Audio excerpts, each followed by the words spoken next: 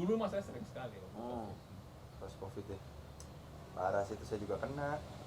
Kirim bahan-bahan gitu. Kalau saya mau ngirim bahan-bahan ke siapa? Ke saya boleh nanti. Oke. Iya. Ya. Buat ditayangin di online gitu ya. Ya mau online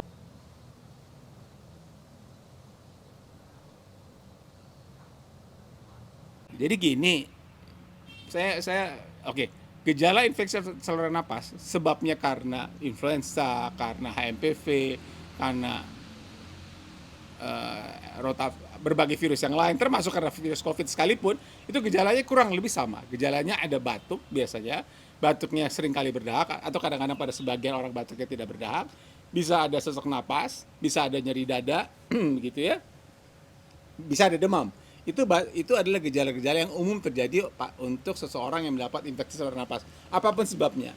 Dengan kata lain, saya ingin tegaskan bahwa kita tidak bisa membedakan apa penyebab infeksi itu hanya dari melihat gejalanya. Gejalanya kurang lebih sama untuk segala jenis penyebab, mesti dicari kemudian apa penyebabnya secara laboratorium.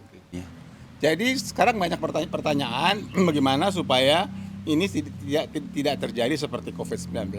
Dengan kata lain, karena ada peningkatan kasus di Cina ini, orang mengkhawatirkan atau mensejajarkan kemungkinannya seperti COVID-19.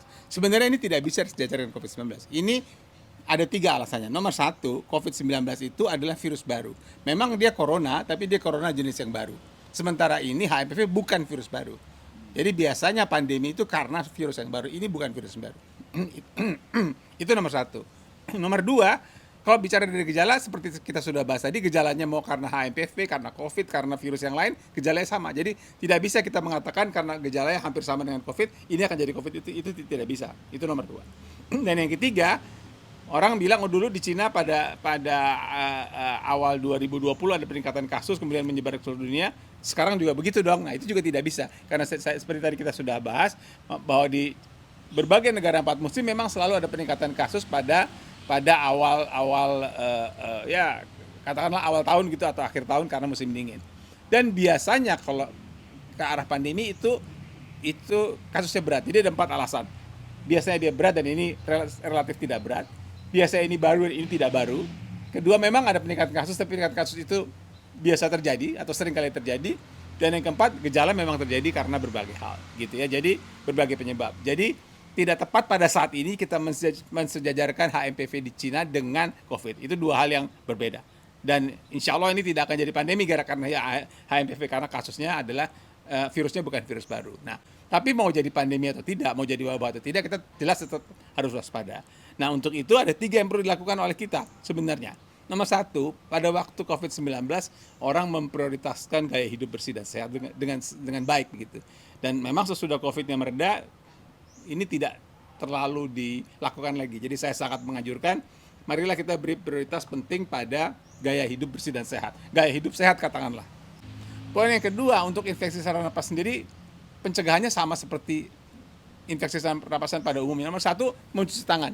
Mencuci tangan yang dulu menjadi kebiasaan baik pada waktu COVID harus tetap dijalankan. Ada atau tidak adanya COVID, ada atau tidak adanya HMPV, ada atau tidak ada penyakit yang lain, karena ini mencegah infeksi saluran napas, infeksi cerna dan sebagainya. Jadi mencuci tangan itu hal yang perlu kita lakukan secara rutin.